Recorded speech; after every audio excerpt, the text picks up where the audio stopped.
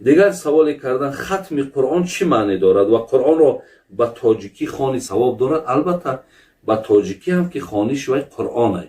به هر زبانی که قرآن میخوانیم البته ثواب دارد، ولی با زبان نازل شدگیش که زبان عربی است ما خوانیم، این نور با بالای نور میشود.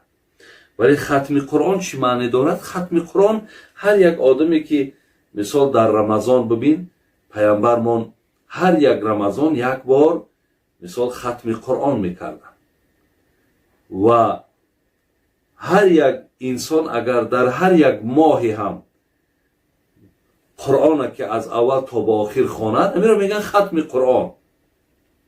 ولی اگر مقصد اگر به شرطی که برای مرده ها و برای زنده ها یک عملی صالح است.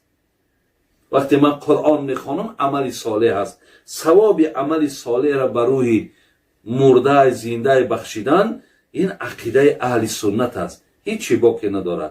درسته برادر عزیز؟